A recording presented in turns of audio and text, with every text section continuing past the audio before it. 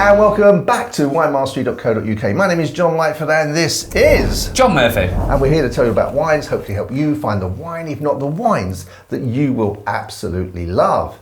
And on this episode, we're going to talk about when perhaps you go on holiday, because we're going to taste some wine that's served in the air. This is a Virgin Atlantic wine that they serve you in a premium economy. They're going to serve you a Sauvignon Blanc and a Cabernet Sauvignon. If for no other reason, we might be able to tell you which one to go for at the end of this tasting. But obviously, one of the things with air travel is that when you're at that altitude, the humidity is very low. That dries up your nose, which means that you can't really taste much. And that actually is why they put a lot of salt and sugar in the food, because you can't smell anything or taste anything. I think I remember you telling me this before. Yeah, we've done that in another episode. Yeah, interesting. So it may be that if we don't, we may think it's absolutely lovely, but whichever we think it is, lovely or not, then maybe up in the air, it's either not going to taste of anything, or maybe if we don't think it's nice here, it might taste lovely up there because they've actually tried to compensate for that factor. Who knows? No, I think like I said, it's got to have changed it in some way, shape or form. So it's going to be interesting to see what this is like now. And then I think, John, you and I, with my wine mastery, should take a flight perhaps, and then we could taste it there as well. Or I think that if Richard's listening, Mr. Branson's listening, he could give us a sort of Richard. Yeah. I mean, we'd even mention him. We'd even mention him. And we won't even charge him. We don't even charge him. That? I don't know. Just a ticket and a couple of bottles of wine. A couple of wine, there. Happy as Larry. Happy as Larry. So, Richard, if you're watching, you know where we are. You do indeed. The link's below. That'd be interesting if you did that one. Right, in that case, let's have a look. So we've got a Sauvignon and a Cabernet Sauvignon. Yes. Right. Now they're both Sauvignons. They are indeed, but they are both as well Spanish. That's right. Yeah. Because you don't often see, well, definitely not a Sauvignon. This will be the first Sauvignon I believe I've tasted from Spain.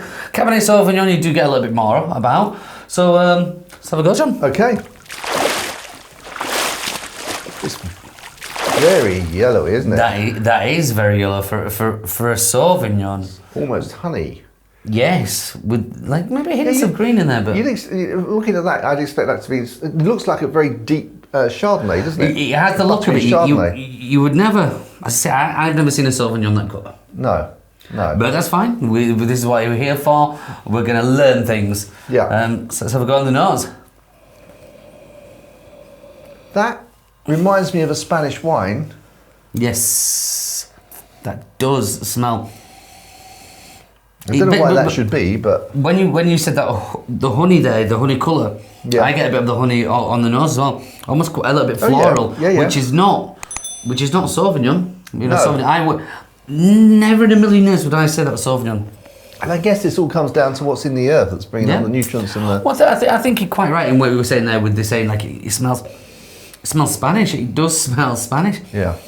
It almost like it's got some oak in there. Yeah, it does, doesn't it? Yeah. Right. A bit of sort of like the Rioja white sort of. Yeah. If someone. Oh, if that was a blind tasting, and someone said you had options, and they said it's going to be a Sauvignon, Chardonnay, or kind of a Spanish white, I'd go. Well, it's a Spanish white. It is a Spanish white. Yeah. So you wouldn't be wrong.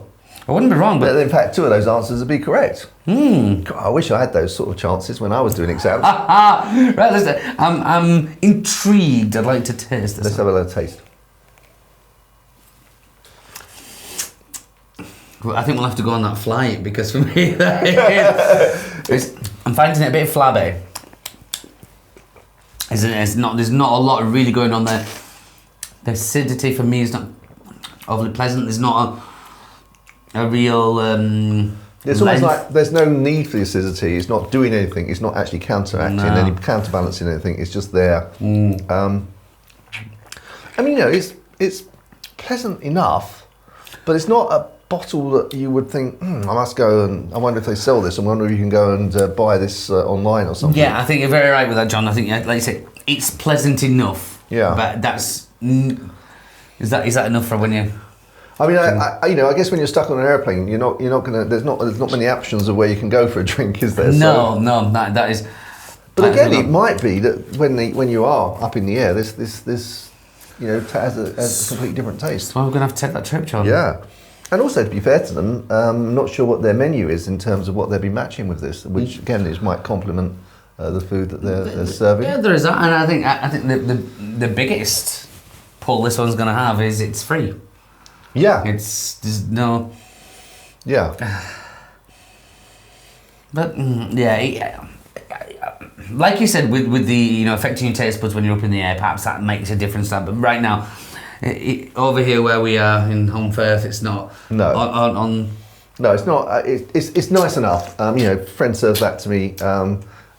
Then I'm not going to sort of not drink it. It's nice enough. Oh yeah, it'll do. It'll do. That's a good Yorkshire expression. Yeah, I really expected more. I feel what's it called? Economy premium. Yeah, premium economy. Premium economy. Yeah. Right. So, all right. So that begs. I mean, are we going to give this a score, or should we try the red and? Let's try the red, and that gives us time to think about what the score is going to be. Yeah. I've finished the glass, so. Okay. So this is the Cabernet Sauvignon, again from Spain, and again I've never seen a Sauvignon Blanc from Spain. Let me come across you and just go for it. Just get the colour in the lens there. And a Cabernet Sauvignon, I'm sure I stock a Cabernet Sauvignon from Spain, but again it's quite rare. You don't often see.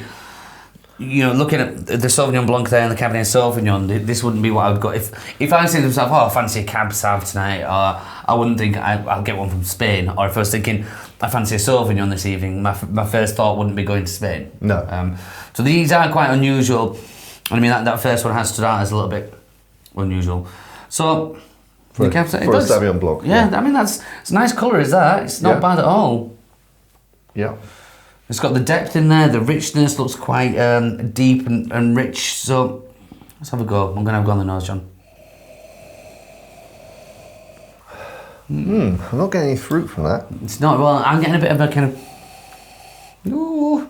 Ooh. I don't know why I made that noise then, because when you said there's no fruit, I thought, ooh, there's a bit of plumminess in there. Oh, really? Yeah, I'm getting a plumminess, and then a slight earthiness. But again, have I come back to that because I'm thinking the Spanish wines? Is that affected? I'm not really getting a lot. I mean, I'm detecting it's wine, but actually, in terms of going below that, I'm not really getting a lot at all. No. No. Again, that's all right. Let's give a good taste on the palate.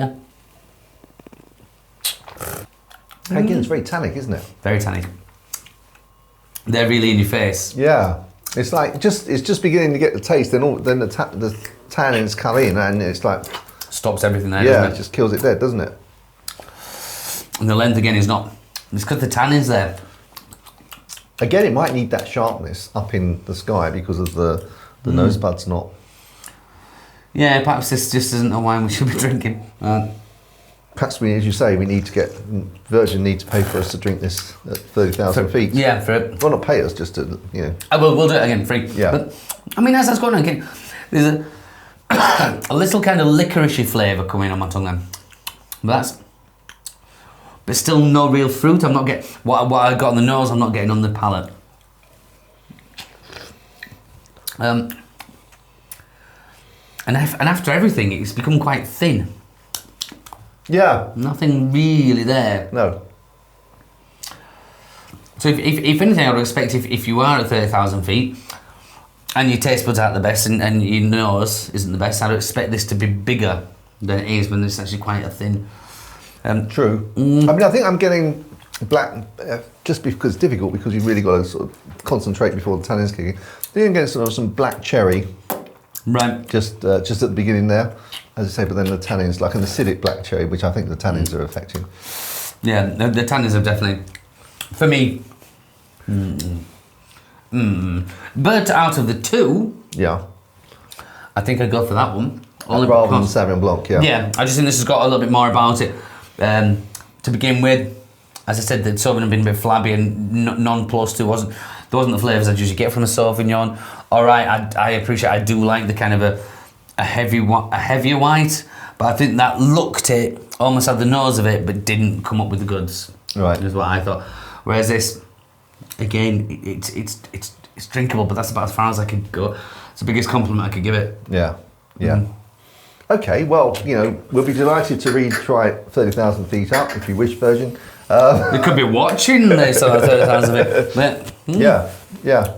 Okay, so let's go back to the score. So Sauvignon Blanc, I mean, we always take the price into consideration. That's just what I was thinking, that's why I just smiled to myself. If it was price, but then, no. How can we do this if we don't have a price? Well, I guess I would do it on the basis that if you'd wanted a wine to be served to you, would it be this one? And if you wanted a wine to be served to you while you're on flight and you wanted it to taste, out of 100, where did this come? Shall I kick off? You can do. Okay, so I'm going to go 56 for the Sauvignon Blanc, and I'm going to go 58 for the Cabernet Sauvignon. Yeah, I can completely appreciate that. In my mind, I was thinking, is it the worst? That sounds like, is it the worst wine I've ever tasted or not? And so I brought it up because I don't think I've ever scored anything less than 60. So I thought 60 would be my. That's for the Sauvignon, and then very, very like yourself, John, a couple of extra points for the Cab Sauv. Cab Sauv. Yeah. I just thought 50 is in the 50s was very low. Yeah. I will have to look back and see what our lowest score was, but that's because That's a very low score, John. It is a very low score, but I'm not. Again, if it was a wine that we'd bought and it was a bottle at £4 or £4.50, then I probably would have upped it. Yeah, but I've 100%. done it on the basis that if I was on a plane and I wanted some wine, what would I like that wine to be like as the 100, and then. And you would have paid a fair price for your ticket there, I'm assuming. So you would expect something. Yeah. Because over the course of the flight, I mean, you might have a few glasses, a bottle maximum. So what you would expect that to, if you look at your ticket price, where am I going with this? I'm a cheesemonger. I've got no idea how they work out the prices or anything. But no, I'd quite happily. I think that score is relevant. Yeah. Okay. Well, guys, you may not be going on a Virgin flight, but if you do, at least you know what our view of the wine they're currently serving in 2020. Take your own wine. Yeah. Don't think about it. You're not allowed, are you? No, you're not. Oh, you can if you buy it in duty free. Oh, yeah? Yeah, I don't know how you'd open it. Maybe it's got a cork, but yeah. I don't know. Yeah. Yeah, well, just be aware. Just be aware, absolutely. Okay, guys, well, I hope you enjoyed this episode. Look forward to seeing you the next episode. If you've got any comments or funny stories about drinking on aeroplanes, please let us know. Put it in the comments below. Until then, we'll see you next time. Chin chin! Chin chin!